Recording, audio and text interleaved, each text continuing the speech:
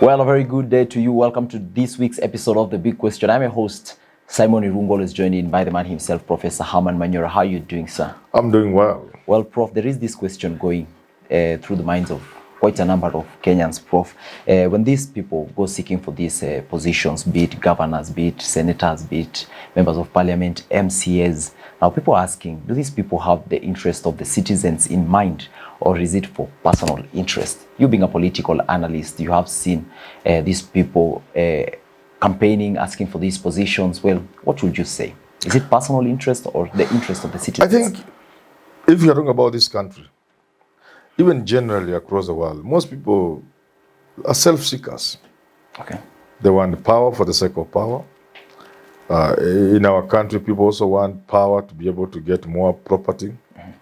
People go to parliament because parliament has become a money-making institution. Really, the best way to answer your question, whether somebody goes to parliament because they want to serve Kenyans or they want to serve themselves, it's a very simple way. If we go back to the days when an MP received very minimal salary, and that's the genesis of sitting allowance. If we say, for example, let's give an MP the salary of a professor, which is about 200, 300,000 shillings. Because most of them are just rascals, but let's equate them to professor. Okay. So we give them 300,000 shillings. First of all, let me cut you short. What is the estimate amount of money that they receive as salary? MPs, it's about, salary gets about 1 million shillings, but they will answer you and say, no, it's 700. No, but when you calculate, and then there are many other allowances. Okay, now let's continue. So if you are to say, we give an MP 300,000 shillings, and no sitting allowance, no traveling allowance, you kora yote tutoe, wafanye tu kazi. 90% of the people in parliament will leave. Okay. What does that tell you? Have you been answered? Your question answered? They are not there to serve. Self-interest. So the people who will go to parliament, if salaries of MPs are 200,000 and no more, no allowance, no sitting allowance, no nothing, you'll be facilitated to work and your salary will be 200,000. The rascals and the crooks and murderers, rapists and all these conmen in parliament, all these wash people will not be there. Okay. Instead now, you will have people in the parliament who have gone there because there's something burning in them to change society. There are people with burning ambition to change the country, to change society, to make things better, to serve people. Those ones now will go to parliament. But so long as parliament remains a place where people make money, a place where people use the power they get from to protect what they have stolen and to steal more, and to get more girlfriends, it will always be a place for useless fellows. Okay. Yeah. Now, what I'm reading from what you're saying, Prof, is we need to slash these allowances, their salaries, in order to have people who have the interest of the country. Who really want to serve. But do you think that can work in Kenya? I would discuss this with my son. No, I always discuss with my son very serious things. And he tells me it's very difficult. Okay. Yes, it's difficult. But let me tell you what. It will work one day. The people of this country will get annoyed one day. This one, even I've had people like Uhuru Kenyatta say, a revolution is beckoning in this country. It's coming. Every day we are typing letters inviting Kenyans to a revolution. It will come. So parliament will be, after that revolution, it will be made up of people who will actually go there to serve Kenyans. A revolution is on the way. Because these people can't change. Look at the budget of the look at the budget for parliament. Look at this money they throw away in the name of CDF. The courts, up to the highest courts, have said CDF is illegal. They are trying to snake it back. The president wants to find a way of helping them get it back. Kenyans get annoyed. And I've given an example. The money MPs were receiving in CDF, I checked about 5 years ago, it was about 30 billion. If you now said that money is illegal, what do we do with the money? Let's put it into research. You give universities, public universities, or universities in general, 20 billion per year for research. 5 billion you give to these research institutes, Carlock, Kemri, Kefri for forest, all these research institutes, you give them 5 billion. or whatever amount of billions. Then set aside 5 billion for innovations. 10 years. This will be a first world country. Yeah. Okay, earlier on before you came in, we were having a conversation with Evans Okinyi, Kimathi, Jadil Kabiro, yes, and Richard Mwenja, Prof. And we're trying to look around this CDF. And okay, what we concluded, it was unconstitutional. Then why? Is it a burden to the citizens? Whether it's a burden to the citizens or not, it is unconstitutional. Even before devolution, it was unconstitutional. It became even more so, it became ridiculously unconstitutional with devolution. Because it's a direct affront on devolution. But even without devolution, even before devolution, the work of the three arms of government clearly cut out. Parliament shall raise money through legislation to allow the government to raise money. Government shall spend that money. Parliament shall offer oversight. How would you join the executive in spending the money? Now who will oversight you? It's a conflict already. Now what's the best way forward then? There's nothing like best. There's just no story about it. Okay. It is simple that MPs should do their work and stop being managers of funds. That's all. The moment you do that, then you begin to ask, then what is our work? Then the answer will come. You are supposed to engage in legislation, oversight, and representation. Okay. And not become fund managers, spending money on the ground. If you want to take money to the county assembly, to the ward, or to their constituency, let those people identify projects together with experts who will give the BQs, the technical aspect of the projects. Let national government give money to the county government. Let the county government implement those projects identified by the MPs and the MCS. The MCS will be oversighting. Hii barabara tulikuwa nataka, yes. Experts said it will be 20 million. But what you have done or what you are doing, this bridge, even a bicycle cannot pass on it without collapsing. We will not allow you. Now that's the MP and the MCA. Everybody will be happy. Citizens will gain from good things. The governor will be doing his work. MPs will be doing and the country will move forward. Okay.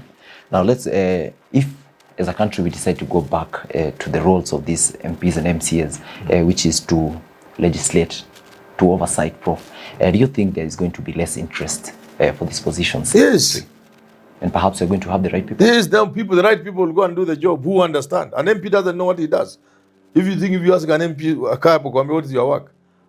You'll begin to laugh. Or they are justifying why they should be paid. I heard them justify. I saw some young men on TV, MPs, I just said, oh, God save this country. We are on autopilot. Okay. These are MPs. These are stupid people. They are saying because people make demands on them, that's why their salaries must be up. Why do people make demands on them? Oh, because of bursary, because... That is stupid. Your work is to make sure the government of the day works, things work in this country so that Kenyans receive quality, free quality education so that parents don't come to you for bursaries. Bursaries and all those things are an indication of failure.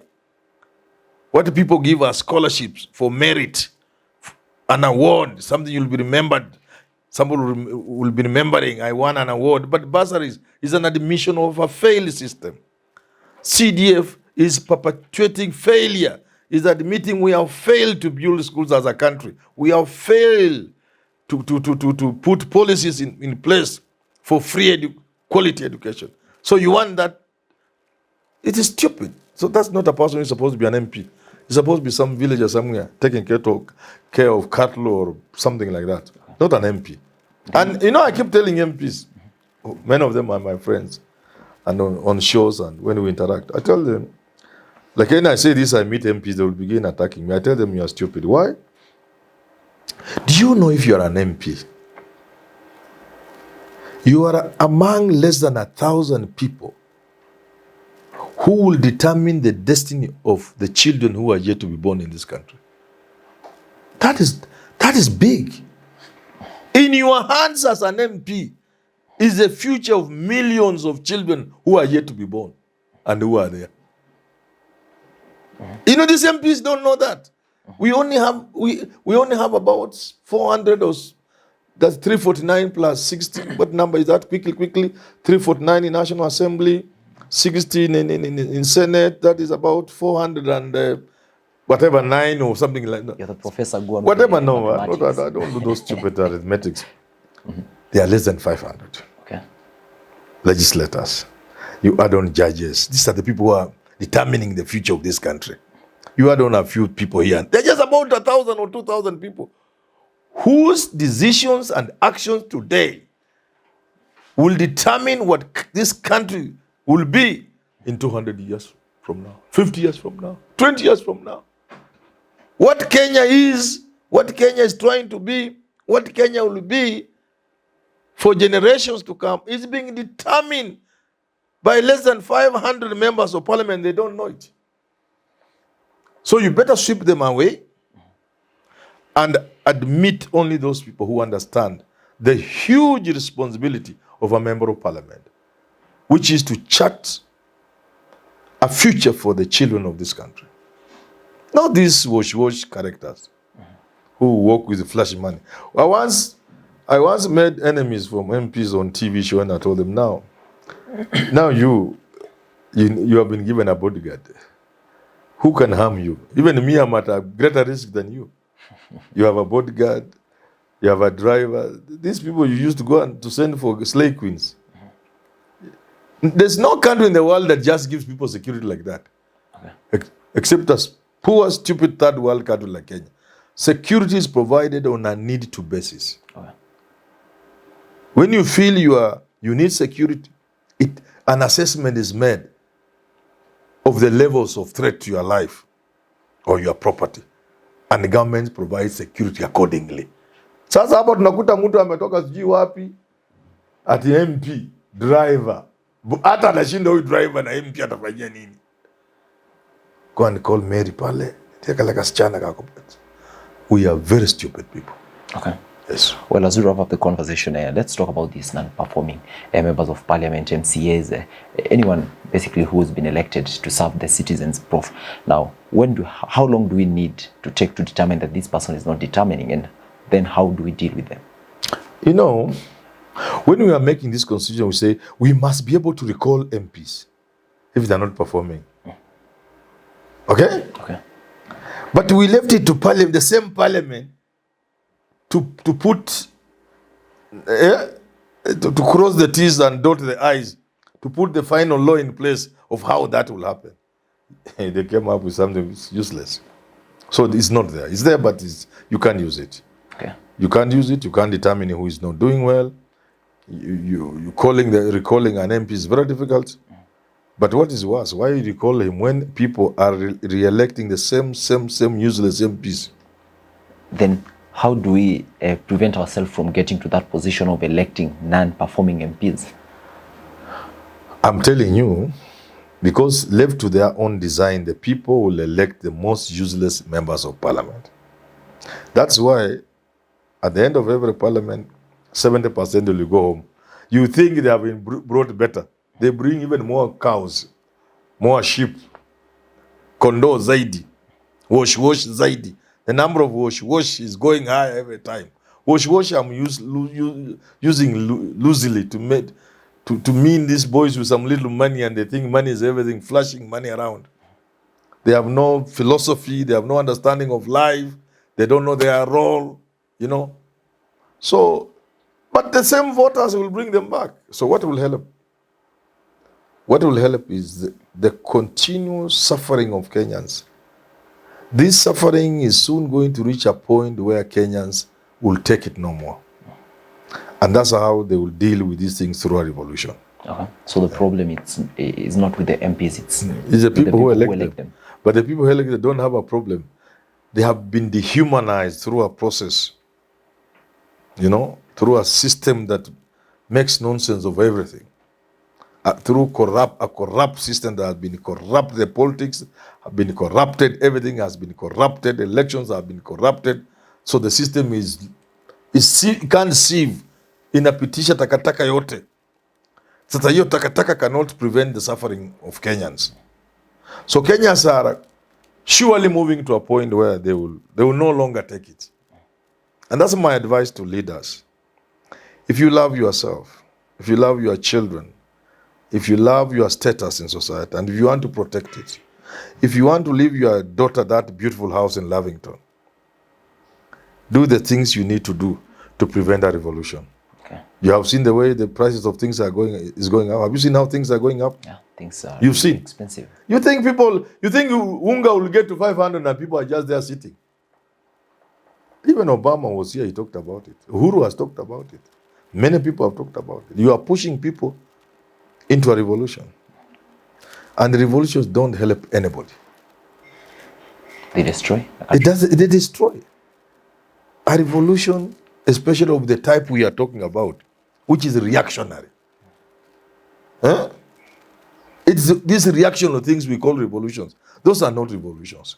Revolutions are like the Russian Revolution, the Ethiopian Revolution under Mengistu Haile Mariam, the Cuban Revolution under Cuba, those Latin American revolutions, Kina Ortega and the rest of those people, Venezuela, those are revolutions that are philosophical, well thought out, that have serious thinking into it.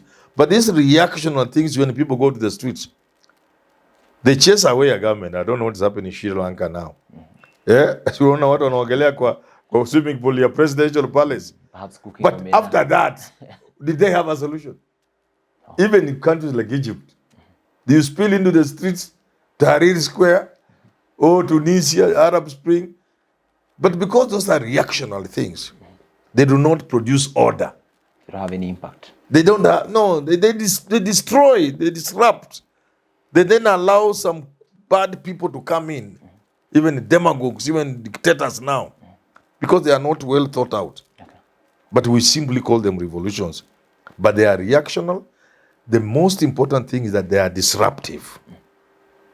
You disrupt so many things that the country must be forced to start afresh. And when you start afresh, it takes you so long to correct things that you destroy because of your greed. So yes, MPs, we will have MPs one time in parliament. People will be debating in that parliament. Yeah. I think that's a good point to wrap up the conversation. Thank you. Well, the question for today is, are the MPs motivated by personal interest or the interest of the citizen? But Prof is bringing up a very interesting question. Are we going to see a revolution in Kenya? Well, till you have the next big question, enjoy the rest of your day.